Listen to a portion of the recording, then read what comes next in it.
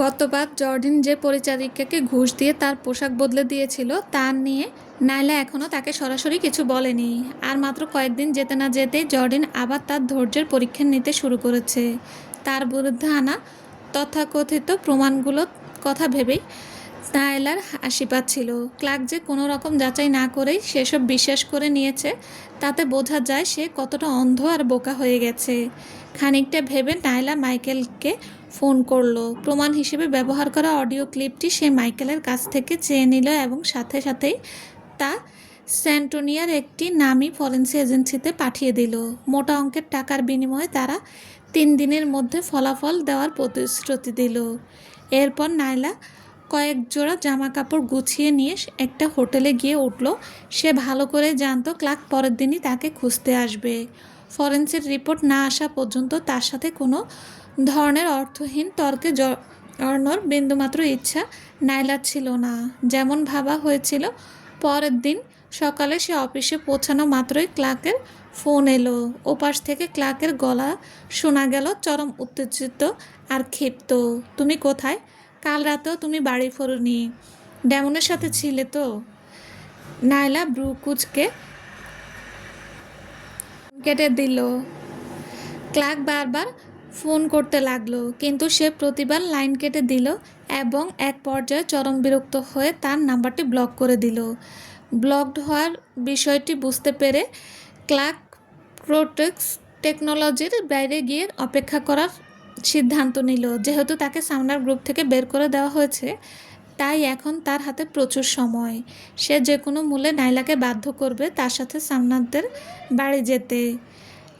সন্ধ্যায় নায়লা যখন অফিস থেকে বের হলো, ক্লার্ক তখনই তার সামনে এসে দাঁড়ালো। তার মুখ থমথমে আর চোখ দুটো রাগে জ্বলছিল। নায়লা, কাল আমি যা বলেছিলাম তা নিয়ে ভেবেছ? তুমি সত্যি ভেবেছ আমি ওসব নিয়ে মাথা ঘামাবো? নায়লা পাল্টা জবাব দিল।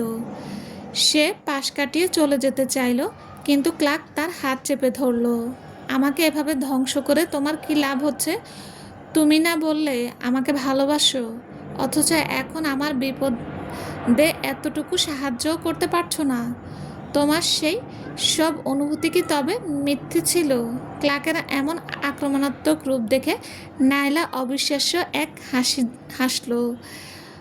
এতটা নির্লজ্জের মতো মুখ উঁচিয়ে এমন কথা বলতে সত্যি এক বিশেষ ধরনের সাহস দরকার। তুমি কি সত্যি এই সব কিছুর জন্য আমাকে দোষ দিচ্ছ? নিজের উপর নিয়ন্ত্রণ রাখতে না পেরে অন্য একজনকে গর্ভবতী করেছো তুমি নিজে, আর সেই কারণে আজ তোমার এই দশা। নায়লা সপাটে বলল। ক্লার্ক দাঁত কিরমির করে ঠান্ডা গলায় বলল, যা হয়েছে হয়ে যাক না কেন, তোমাকে আমার সাথে সামনাদের বাড়ি চলতেই হবে এবং সেখানে গিয়ে সবটা বুঝিয়ে বলতে হবে। নায়লা এক ঝটকায় নিজের হাত ছাড়িয়ে নিয়ে দৃঢ় কণ্ঠে বলল, দুঃখিত, অন্যের দোষ নিজের ঘাড়ে নেওয়ার কোনো স্বভাব আমার নেই। তাদের 3 বছরের দাম্পত্য জীবনে সে মা হতে পারেনি। ক্লার্কের যদি সন্তানের এতই তীব্র আকাঙ্ক্ষা থাকতো, তবে সে তাকে ডিভোর্স দিয়ে অন্য কাউকে বেছে নিতে পারত। যদিও সে সত্যি মনে করত যে তাদের বিয়েটা টিকছে না, তবে নায়লা কোনো প্রতিবাদ ছাড়াই তাকে মুক্তি দিয়ে দিত। কিন্তু তা না করে সে প্রতারণার পথ বেছে নিয়েছে। আর এখন সে এতটাই ধৃষ্টতা দেখাচ্ছে যে নায়লাকে তার পরিবারের সামনে গিয়ে বলতে হবে সন্তানের প্রতি নায়লার তীব্র আকাঙ্ক্ষায় নাকি ক্লার্ককে জর্ডিনের কাছে যেতে বাধ্য করেছিল। ক্লার্কের নির্লজ্জতার কোনো সীমারেখা নেই। তুমি সত্যি এতটা পাষাণ? ক্লার্ক রক্তবর্ণ চোখে ভয়ঙ্কর এক দৃষ্টিতে নায়লার দিকে তাকালো। তার পুরো অবয়ব থেকে এক ধরনের হিমশীতল হিংস্রতা প্রকাশ পাচ্ছিল। নায়লা মনে মনে কিছুটা অস্বস্তি বোধ করল এবং সহজভাবেই কয়েক কদম পিছিয়ে গেল। ক্লার্ক তাকে ধরার জন্য হাত বাড়ালো। ঠিক তখনই যখন তার হাত নায়লাকে ছুঁই ছুঁই করছে, পাশ থেকে এক বরফ শীতল কণ্ঠস্বর ভেসে এলো, ওকে স্পর্শ করার সাহস করলে এই হাত দুটো চিরতরে খোয়াতে হবে। ক্লার্ক থমকে গেল। এরপর সে ধীরে ধীরে ঘুরে তাকালো এবং দেখল গম্ভীর ভাবলেশহীন মুখে ডেমন এগিয়ে আসছে।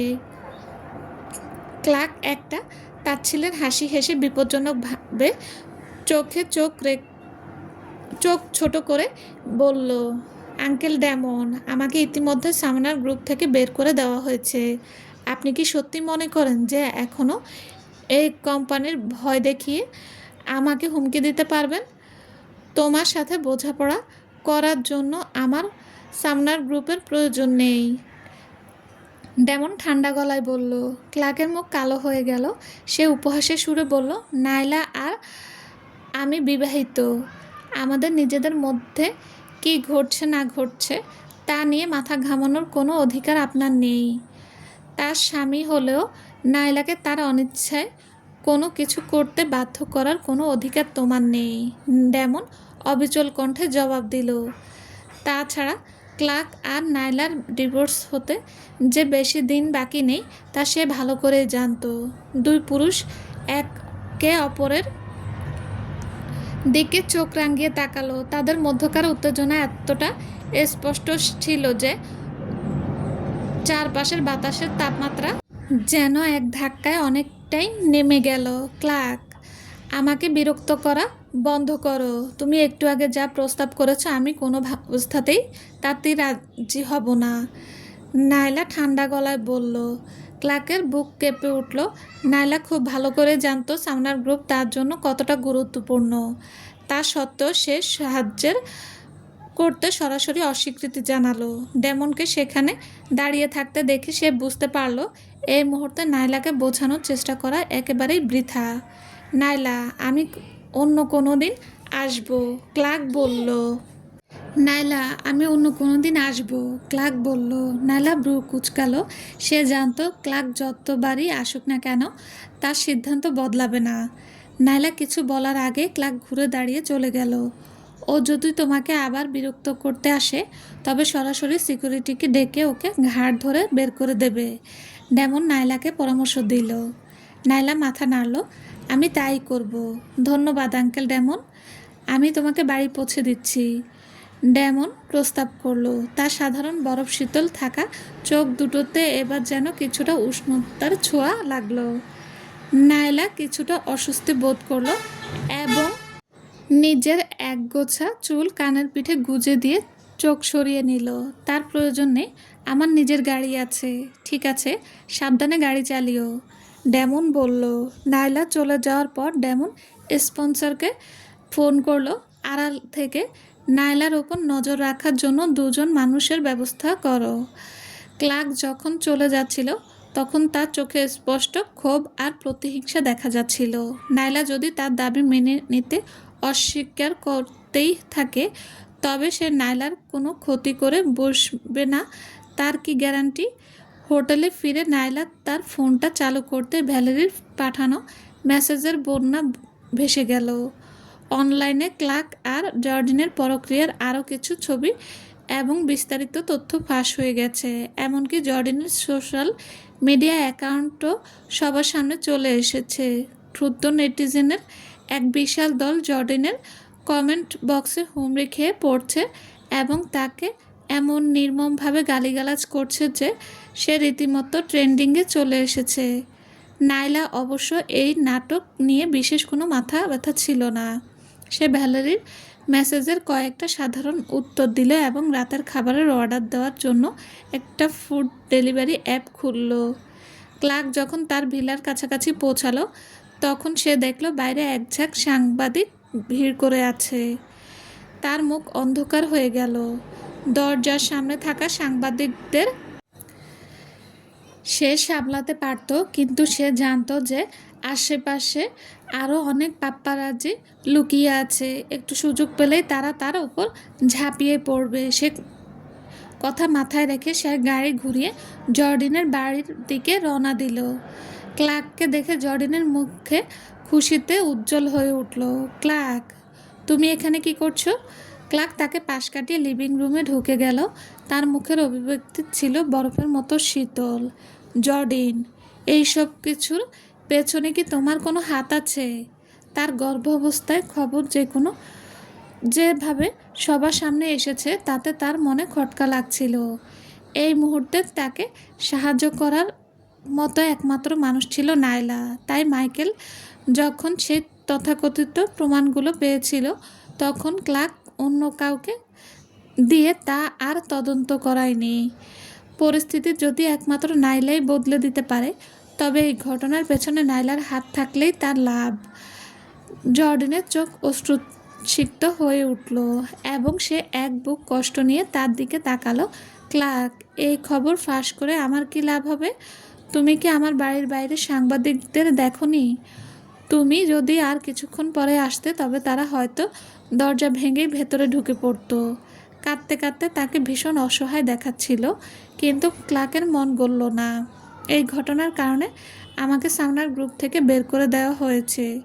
এর পেছনে যদি তোমার বিন্দুমাত্র হাত থাকে তবে পৃথিবীতে কেন জন্ম নিলে তা নিয়ে তোমাকে আফসোস করতে হবে। ক্লার্ক ফুঁসে উঠল। তার সেই হিমশীতল চাহনি দেখে জর্ডিন শিউরে উঠল। সে তাড়াহুড়ো করে মাথা নেড়ে বলল, এর সাথে সত্যি আমার কোনো সম্পর্ক নেই। ক্লার্ক জর্ডিনের কথা বিশ্বাস করল না। তবে সে কোনো জবাব না দেওয়ায় বেছে নিল। ঠিক তখনই তার ফোনটা বেজে উঠল। মিস্টার সামনার, জর্ডিনের সাথে আপনার পরক্রিয়া নিয়ে আরও কিছু ছবি এবং তথ্য ফাঁস হয়ে গেছে। অনলাইনে তুমুল সমালোচনা চলছে। আর সামনার গ্রুপ একমাত্র একটি বিবৃতি জারি করে জানিয়েছে যে আপনার চাকরি থেকে বরখাস্ত করা হয়েছে। মাইকেল তাকে ফোনে জানালো। সামনার গ্রুপের বিবৃতিতে ক্লার্কের পদত্যাগের কোনো উল্লেখ ছিল না। সেখানে সরাসরি বলা হয়েছিল যে তাকে বরখাস্ত করা হয়েছে, যা স্পষ্ট করে দিচ্ছিল যে রিচার্ড এবার সত্যি মারাত্মক রেগে আছেন। ক্লার্ক ফোনটা শক্ত করে চেপে ধরল এবং একটা দীর্ঘশ্বাস ফেলে উত্তর দিল, আমি বুঝতে পেরেছি। অন্য কোনো আপডেট থাকলে আমাকে জানিও। ঠিক আছে, মাইকেল জবাব দিল। ফোন রাখার পর ক্লার্ক নিজেকে কিছুটা সামলে নিল। তারপর নিজের কোটটা টেনে নিয়ে ঘর থেকে বেরিয়ে গেল। জর্ডিন পেছন থেকে তাকে ডাকলো, কিন্তু সে তাকে সম্পূর্ণ উপেক্ষা করলো। সে গাড়ি চালিয়ে সামনাদের বাড়ির দিকে রওনা দিল। সেখানে পৌঁছে সে ভেতরে না ঢুকে সোজা সদর দরজার সামনে হাঁটু করে বসে পড়ল। রিচার্ড এবং মেরিন যখন বাগানে হাঁটছিলেন তখন তাদের এই খবরটি জানানো হলো। রিচার্ড একটা তাচ্ছিলের হাসি দিয়ে বললেন, ও যদি হাঁটু গেড়ে বসে থাকতে চায় থাকুক। নিজের বোকা বোকা কর্মকাণ্ড নিয়ে একটু ভাবার ভালো সুযোগ পাবে ও। মেরিন এটা সহ্য করতে পারছিলেন না। তিনি বললেন, পরিস্থিতি যাই হোক না কেন, যা ঘটার তা তো ঘটেই গেছে। এভাবে ওকে সামনার গ্রুপ থেকে একেবারে তাড়িয়ে দেওয়াটা একটু বেশি বাড়াবাড়ি হয়ে গেল। রিচার্ড দৃঢ় কণ্ঠে বললেন, এবার যদি ওকে একটা শিক্ষা না দেই ও বারবার এই ধরনের বোকামি করতেই থাকবে। আমাদের ওর জন্য চিন্তা করার কোনো দরকার নেই। ক্লার্ককে শাস্তি দেওয়ার ব্যাপারে রিচার্ডের এই অনড় মনোভাব দেখে মেরিন একটা দীর্ঘশ্বাস ফেললেন এবং আর কোনো তর্কে করলেন না। সর্বোপরি এই ঘটনাটি কেবল সামনার গ্রুপের ব্যবসায়িক ক্ষতি করেনি, বরং পুরো সামনার পরিবারের সম্মান ধুলোয় মিশিয়ে দিয়েছে। স্যান্টোনিয়ার অন্যান্য প্রভাবশালী পরিবারগুলো ইতিমধ্যে সামনাদের এই বিপর্যয়ের নিয়ে আড়ালে হাসাহাসি ও আনন্দ করা শুরু করে দিয়েছে। রাতের খাবারের পর নাইলা যখন কিছু নথিপত্র পড়ার প্রস্তুতি নিচ্ছিল, ঠিক তখন তার ফোনটা অনবরত কাঁপতে শুরু করলো। ফোনটা আনলক করতেই সে দেখল সিন্ডির কাছ থেকে একের পর এক মেসেজের বন্যা বয়ে গেছে, যার প্রতিটি তাকে দোষারোপ করা হচ্ছে। সিন্ডি, তুমি কি জানো ক্লার্ক গত কয়েক ঘন্টা ধরে সামনাদের বাড়ির দরজায় হাঁটু গেড়ে বসে আছে? তুমি নিজে এখন কোথায়? একজন স্ত্রী কিভাবে এভাবে আচরণ করে? আমি শুনেছি এই পুরো ঝামেলার পেছনে তোমার হাত আছে। তুমি এত নিষ্ঠুর কিভাবে হতে পারলে? তুমি তো মা হতে পারো না। তোমার এত বড় সাহস কী করে হয় এই বিষয়গুলো সবার সামনে আনা?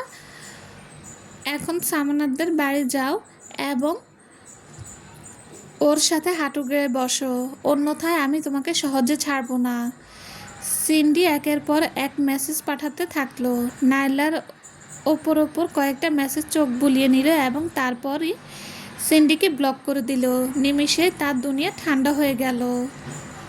এর কিছুক্ষণ পরেই সিন্ডি নাইলাকে ফোন করা শুরু করলো, কিন্তু নাইলা প্রতিবারই ফোন কেটে দিয়ে তার নাম্বারটা ব্লক করে দিল। ক্লার্ক যদি সামনাদের দরজায় পড়েও থাকে তাতে তার কিছু যায় আসে না। কেউ তাকে সেখানে গিয়ে হাঁটু করে বসতে বাধ্য করেনি। ব্লকড হয়ে যাওয়ার চরম বিরক্ত হয়ে সিন্ডি তার ফোনটা ছুঁড়ে ফেলে দিল। উচ্ছন্নে যাওয়া এক মহিলা, ওকে এই পরিবারের আনাটাই আমার জীবনের সবচেয়ে বড় ভুল ছিল। ও একটা আপদ, ক্লার্কের জীবনটা পুরো ধ্বংস করে দিল। পাশেই বয়সা সাইরাস কপাল কুচে ঠান্ডা গলায় বলল, এখন এসব কান্নাকাটি করে কী লাভ? এই মুহূর্তে সবচেয়ে বড় কাজ হলো ক্লার্ককে যে কোনো উপায়ে সামনার গ্রুপে ফিরিয়ে আনা। না হলে ব্র্যান্ডন খুব জলদি ওর জায়গাটা দখল করে নেবে। কখনোই না। আমি এখনই সামনাদের মূল বাড়িতে যাচ্ছি। আমি নিজে গিয়ে ওর পাশে হাঁটু গেড়ে বসবো।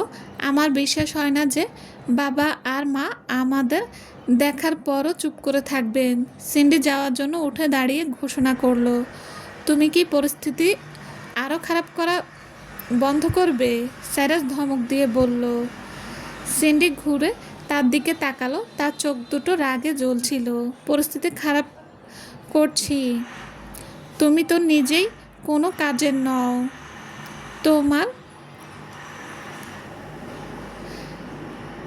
তোমাকে তো কোনো সমাধান বের করতে দেখছি না। বাবা হিসেবে তোমার এই ব্যর্থতার কারণেই আজ ক্লার্কের তোমার বাবার দয়ার উপর নির্ভর করতে হচ্ছে। সাইরাস চরম ক্ষিপ্ত হয়ে উঠল। তোমার এত বড় সাহস কী করে হয় আমাকে দোষ দেওয়ার? তুমি নিজেই এমন একটা অপদার্থ ছেলে বড় করেছ যে একটা রক্ষিতাকে ঠিকমতো ভাবে সামলাতে পারে না। মুখ বন্ধ করো। সিন্ডি পাল্টা চিৎকার করে উঠল। রাগে তার বুক উঠানামা করছিল। তুমি যদি সারাক্ষণ একের পর এক রক্ষিতা নিয়ে ঘরের বাইরে পড়ে না থাকতে, তবে ক্লার্ক এর আজ এই দশা হতো না। ও এসব তোমার কাছ থেকেই শিখেছে। সাইরাস উপহাসের হাসি হাসল। আমি পুরনো কাসন্দি ঘাটতে চাই না। এখন এসব কথা বলা একদম অর্থহীন। তুমি পরিস্থিতি আরও খারাপ করলেই ভালো করবে। যদি তুমি সত্যি বুড়ো মানুষটাকে খেপিয়ে তোলো, তবে ক্লার্ক হয়তো আর কখনোই সামনার গ্রুপে ফিরে আসতে পারবে না। সর্বোপরি সামনার পরিবারের উত্তরাধিকারী কেবল একজনই ছিল না। সাইরাস যখন চলে যেতে চাইল, সিন্ডি তাকে আটকানোর চেষ্টা করলো, কিন্তু সাইরাস তাকে ধাক্কা দিয়ে সরিয়ে দিল, যার ফলে সে প্রায় পড়ে যাচ্ছিল। সিন্ডি যখন নিজেকে সামালে নিয়ে চারপাশে তাকালো, ততক্ষণে সাইরাস সেখান থেকে চলে গেছে। ক্লার্ক সারা রাত সামনাদের বাড়ির দরজার সামনে হাঁটু গেড়ে বসে রইল। মাঝরাতে যখন মুষলধারে বৃষ্টি শুরু হলো, তখন সে নিজের জায়গা থেকে নড়ল না। সেই প্রবল বর্ষা সহ্য করতে করতে এক পর্যায়ে সে জ্ঞান হারিয়ে মাটিতে লুটিয়ে পড়ল। পরদিন সকালে একজন পরিচারিকা তাকে দরজার সামনে অচেতন অবস্থায় পড়ে থাকতে দেখল। মেরিন দ্রুত পারিবারিক ডাক্তারকে ডাকলেন এবং ক্লার্ককে ধরাধরি করে তার ঘরে নিয়ে যাওয়ার ব্যবস্থা করলেন। সারা সকালে হুলস্থুল কাণ্ডের পর ক্লার্ক অবশেষে চোখ মেলল। পরিচিত শোবার ঘর দেখে তার মুখে একটি ক্ষীণ হাসি ফুটে উঠল। তার পরিকল্পনা কাজ করেছে। নিজের কষ্টকে ঢাল হিসেবে ব্যবহার করাই এই কৌশলের কাজ দিয়েছে। বৃষ্টিটা একদম সঠিক সময়ে এসেছিল, নাইলে হয়তো তাকে এখনও প্রাসাদের বাইরে পড়ে থাকতে হতো। ক্লার্ক যখন দেখল তার স্যালাইনের ড্রপটি প্রায় শেষ হয়ে এসেছে, তখন সে নিজেই সুইটি টেনে খুলে ফেলল এবং নিচে নেমে গেল।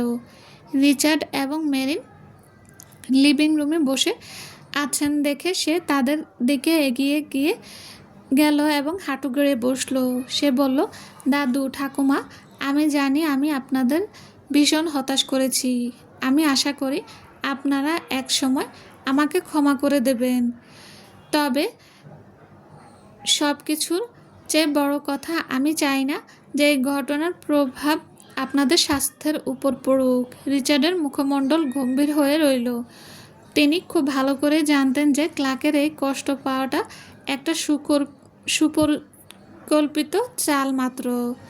বছরের পর বছর ধরে ব্যবসা পরিচালনা করার অভিজ্ঞতা থাকায় এই ধরনের কৌশলে তিনি সহজে ভুলবার পাত্র ছিলেন না।